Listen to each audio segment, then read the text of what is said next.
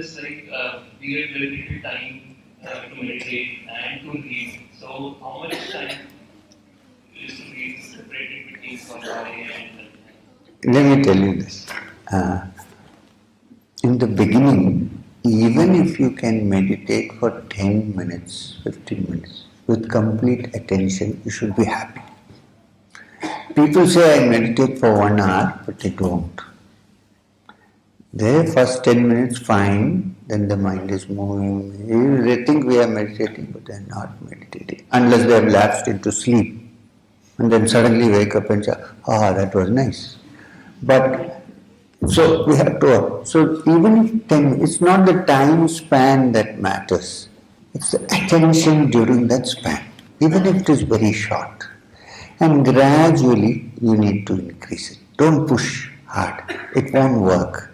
So at least for 10 minutes, can I meditate with quietness without being disturbed? Good thing, great achievement. It's not possible.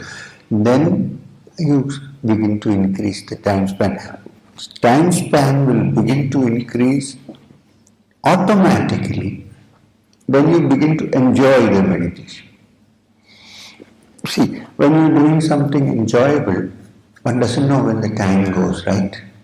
In the same way, when this becomes very important to us and is really enjoyable, then there is no question of time. You don't even have to look. Suddenly you'll say, oh, it's already 1 hour. This person sitting in front of you could meditate when he started only for 10-15 minutes. Then one got so involved in it deeply that after a year or so, you didn't know how long you were meditating. So, when that happens, then you don't have to look at the time. You are enjoying it. Of course, if you have to go to office, you have to, but keep an alarm instead of looking all the time. You know that. So it takes time. So there is no standard time, this much you must meditate. There is no such thing. Whatever you do, do with complete attention. If you ask me, when can I say that my mind is fully in meditation? That's when I am so absorbed in meditation that I don't know the time. So when I don't know the time, what is time? What is the word used in time? Kal. When I don't know time, I am moving towards the Kal. One may not reach the Takht, but at least one.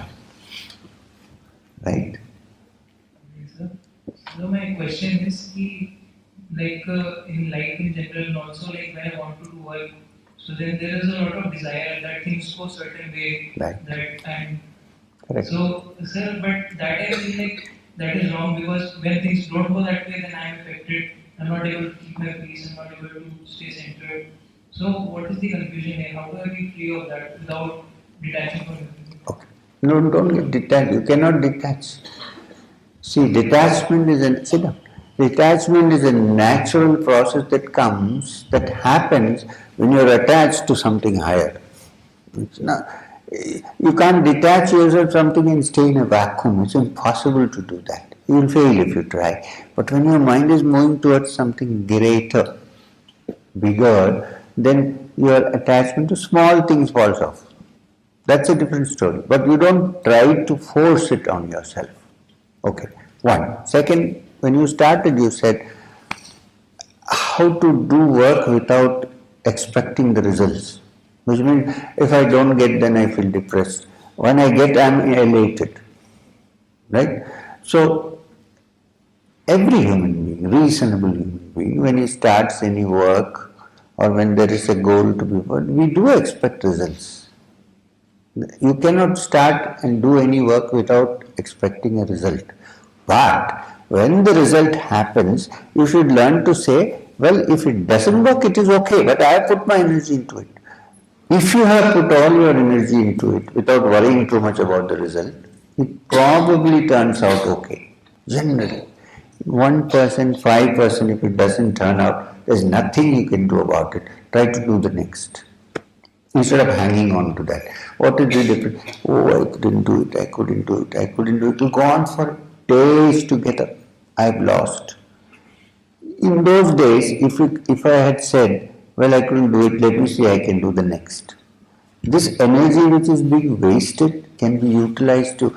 There is no human being on this earth who has always been successful. And that applies to spiritual matters also, let me put it. People have encountered failures, but those who have finally succeeded are those who thought that every failure is a stepping stone to the next. Which means when you fail, it's a great opportunity given to us to say, why did I fail? What could be the reason? Instead of worrying and thinking are two different things. Instead of worrying, think. Don't put your brain in the cold storage. Think and say, this has happened. Why could it have happened? I'm telling you, this works. It may take time, but it works. Then your mind begins to become mature by your own effort, not through some chance. I'll give you a concrete example. I'm not trying to advertise, but let me give you a concrete example. 13 years ago, even before I wrote my autobiography, 13 or 15 years ago, I wrote a novel, fiction, because I thought some of the things I say people won't believe if it is fact. So let me make a story. So I wrote a fiction, a novel about an avadhuta, and I called it Shunya. It was a story, it was a fiction. I wrote it 15, 14 years ago, and I sent it to different publishers. Nobody was interested. It came back, India and abroad. Now, there are two ways I can react to this at that time. I could say, oh, I'm a horrible writer and get depressed about it. And I did for one day after the rejection slips came. But after that I said, no, there must be something wrong with this. This is a lesson. I thought I had done a good. There's something wrong. So I put it away, cold storage for some time. And then after a year I took it up and looked at the manuscript and I said, I think this is where it's wrong. That's why, not because they didn't want it, because there is something wrong. So I looked at it, I corrected it. I'm giving you a concrete example. Still, nobody wanted it. I must have got 12 rejection slips. I let it go for some time. Not because I was depressed. That was first time. Second time I said, let's leave it like that for some time and then look at it again. 2 years I left it, 2-3 years. Then I figured out, when I read it again, that there are a lot of glaring mistakes in the way I've done it. This will not interest anybody. So I redid that and sent it across. Still, no. I got a rejection slip from a big publisher abroad saying, this is a wonderful work, but we are not interested in it. So I said, at least they are saying this now, so there must be something in it. So I shouldn't give up. I let it be. 1 year ago, I took up the manuscript and I looked and I said, I know where the problem is. The first 3 chapters are all wrong. I read it. And then, on a whim, I send it to Amazon. Amazon has a paperback called Westland. Not only did they accept it, they were going very high about it. They said, why were you keeping this manuscript so long? I said, send it so many times. So the good news is, on the 18th of May, it's going to be launched in Delhi. How many years? 50 years. What if I had given up and said, and depressed and said, I will never again write anything? Then the autobiography also wouldn't have come out. Right? So keep this in mind. If there's a failure, look at it carefully. There must be something. Mostly. Unless one is so heavily prejudiced against it. Otherwise. And then instead of that, try to find out what went wrong and correct it. It will work. And you're very young, so time is on your side. So is the path of spirituality the same? Huh? Is the path of spirituality. I thought you were a ventriloquist. I suddenly sound. What? Is the path of spirituality the same? Absolutely same. Absolutely same. And if you're lucky, you might have somebody to guide you. But then, for the guide to come, you must have worked up to that level. Right? For a guide, you don't have to search for a guide anywhere. If you're sincere, if you put, the guide will come and knock at your door. I'm not saying the guide should come. Hmm? Thank you very much. I hope we enjoyed the satsang. What I would want to do is to sit for 5 minutes quietly so that what we discuss can kind of settle down and okay. So what I'm going to do is chant Om 3 times. Actually, I'm very happy about this satsang. It was very open and clear. Good. I was expecting the kids, but they have exams, board exams.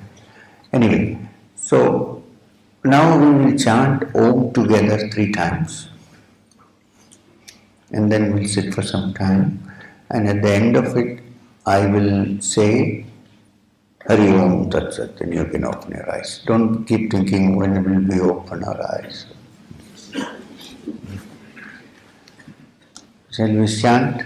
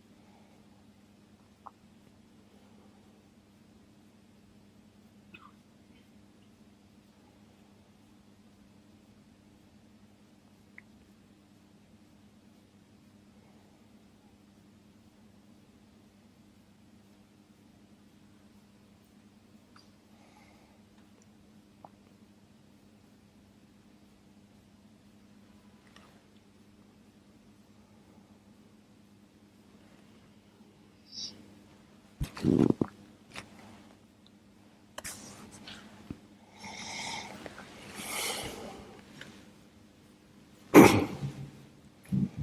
Om Tat Sat.